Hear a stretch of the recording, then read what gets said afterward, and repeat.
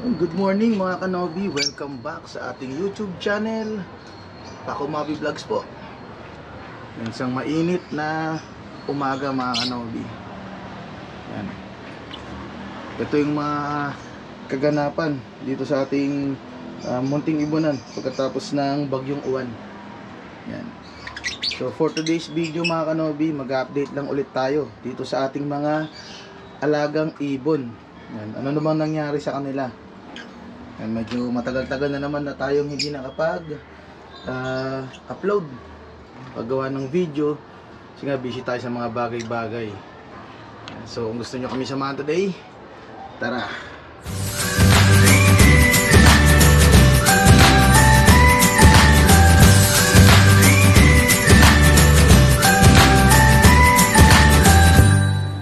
So yun mga kanobi, unahin natin yung kalagayan ng ating aviary. Yan. So lakas ng bayo ng hangin dito sa lugar namin. Kaya tignan nyo nangyari sa ating bubungan. Yan, nawasak na. So papalitan na rin natin yan ng bagong trapal kasi nga nabutas na yan eh. Tsaka ito, tatanggalin na natin to. Masira na eh. Oh, sira sa hangin, sobrang lakas. Although naglagay tayo ng reinforcement dito, yan, nilagyan natin ng mga kawayan para yung hangin pag papunta dito sa atin masalag niya kahit konti. Kaso hindi pa rin umubra. Yan, tingnan nyo. So papalitan na lang din ulit natin to. Hindi kasi maganda yung pagkaagawa ko. Hindi ako expert sa pagdating sa mga gantong bagay, pero marunong lang tayo. Yan. So baka next week siguro mapalitan na natin to para pagdating ng December o kaya pag umulan ulit hindi nakawawa yung ating mga ibon. Tsaka malagyan na rin natin dito. Kung mapapansin nyo, bakante, no? Tinanggal ko muna sila lahat dyan at nilipat ko lahat sila dito. Yan. Mas mag-update na rin tayo mga kanobi sa ating mga alaga. Yan. Siksikan sila ngayon dito sa ating mga cage. Ayan, kita nyo ba mga kanobi? Yung iba, sinalang na natin. Ayan, tulad nito. Meron tayo ditong 4 na pair na pinapaitlog pa lang natin. Ito, mga proven pair na to sa taas, dalawa. Tsaka to, ito ay mga bata pa. Nilagay ko muna dyan kasi wala silang mapaglagyan. Itong ating dalawang yellow bulls. Yan, isang yellow bulls opa tsaka isang yellow bulls lang. Ang parents na mga ito ay ito yung nandito. Palabasin natin mga kanobi. Isa sa ating mga Project Lutino Opaline.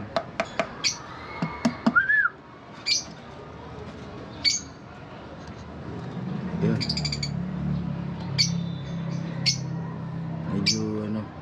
Medyo mailap pa. Isang green split ino, split opa, tsaka isang yellow bull split ino. So itong pair na to, ito yung naglalabas sa atin ng mga yellow bulls. Nakapagpalabas na rin tayo dito ng lutino tsaka isang green opaline. Kaso namatay yung green opaline eh. Namatay sa cage. So proven na to na makakapagpalabas talaga ng isang lutino opaline. Nga lang di pa natin na-check-chepuan. Dito naman sa ating kabilang pair, meron tayo ditong back to back pastel opa split ino. Yung dalawa na yan. Dito nakapagpalabas na tayo rito ng lutino opaline. Nga lang, yung kung matatandaan nyo sa mga video natin mga nakaraan, ito yung mga namamatayan ng anak ng lutino opaline. Lumalaki siya, then mga 3 months na yun, mamamatay na lang bigla. So ngayon wala pa silang pabuga, wala pa silang itlog ulit. Yan, nag-aantay-antay lang tayo. Pero may mga itlog na yan mga kanobi, nga lang na hindi lang nagtuloy kasi may renovation dito sa aming bahay, sa tinutuloyan ko. So nangingitlog lang sila, hindi naman nila tinutuloy pisain. Sayang nga, nakarami rin ako nun. Siguro tansya ko nasa more than 20 eggs lahat nung nakuha ko sa magkakasamang breeder. Nga lang lahat walang natuloy. Yan, kasi nabubulabog sila. So, dito naman tayo sa ating mga bagong pair. Ito, may nangitlog na rin to. Kaso hindi rin nagtuloy. Isang yellow bulls, possible ino, tsaka isang green pastel opa split. Ay, possible ino rin pala. Yan. Dito muna sila nilagay kasi yung flight nila ay akin pang i-repair. Mapapansin nyo mga kanobi, yung ating mga cage, yung mga bagong pintura yan. Meron pa tayo dun. Ayun, dalawa. Sinabay ko na rin habang may nagre-renovate dito para hindi tako sa oras. Nabantayan ko rin naman sila, di gumagawa na rin tayo. So, ito yung ating mga ino lines ng ating Lutino. Yung handfeed natin na unang-unang Lutino. Yan. Lutinohin. Tapos ang kapares niyang yellow bullscock, possible ino. Yung ating walang kamatayang albino, ayun. Namare siya ngayon sa isang Lutino, yan. Bata pa siya kaya hindi pa siguro nag-i-egg. Pero maganda doon ay namares na siya. So, sasalang din natin yan, titignan natin kung makakakuha pa tayo kahit isa lang, isang clutch lang. Sayang naman kasi. Dito sa baba, meron pa tayong mga ino lines. Yan.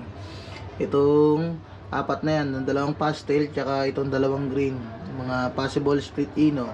Ito lang ang naiwan, yung isang green na to. Kasi ito ay green Ewing, split pale follow. Anak to nung visual pale follow natin. Visual pale follow, tsaka yung ating split pale follow na green. O ba na yun? Nasa loob sila. Dito muna tayo mga kanobi magbablog.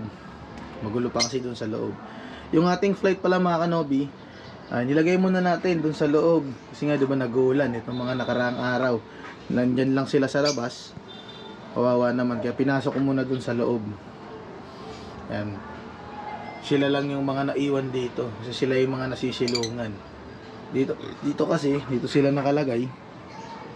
Yung anggi ng ulan, tsaka yung tulo, basa rin sila. Kaya minarapat ko na lang na ipasok muna sila dun sa loob. Yan.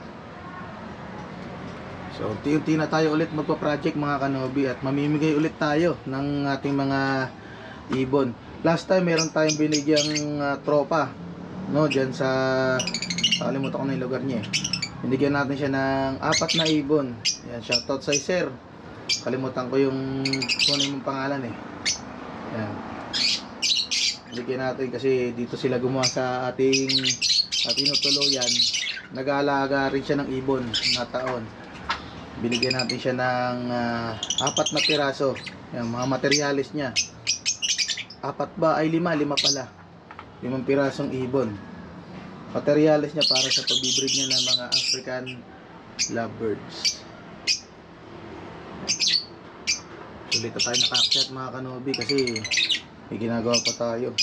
Nataon na tayo, mainit na oh. Yan, ang future project pala natin dito mga kanobi, share ko na lang din sa inyo. Yan. So ngayon meron tayong magiging 8 breeding cage. Yan. 1, 2, 3, 5, 7, tsaka yung isang maliit na yun, yung single cage na ilalagay natin dito. Yan. Excuse me. Yan, ang gagawin natin dyan, so meron tayong 8 breederan. Maglalatag tayo magsasalang tayo ng 2 pares ng project ng Opa Pale. Yan, isang Parblo yata, Parblo Opa Pale. Saka maglalagay din tayo ng 4 na piraso naman ng Project Lutino Opa. Yan, so meron pa tayo natitirang isa. 4, 2. Ay, 2 pa pala. Kasi dito nilalagay yung mga Lutino Opa, 4. Tapos 2 Opa Pale, may 2 pa. So, meron pa tayong isang ibon na i-breed. Yan, abangan nyo lang sa mga susunod na upload natin mga kanobi. Yan, tapos isang pares naman ng Opa line. Yan, parang di tayo nawawala ng solid Opa line dito sa ating ibonan. So, yun ang bumubuo sa ating 8 breeding cage. Yan. So sobra-sobra siguro yun, lalo na yung mga Lutino Opa natin.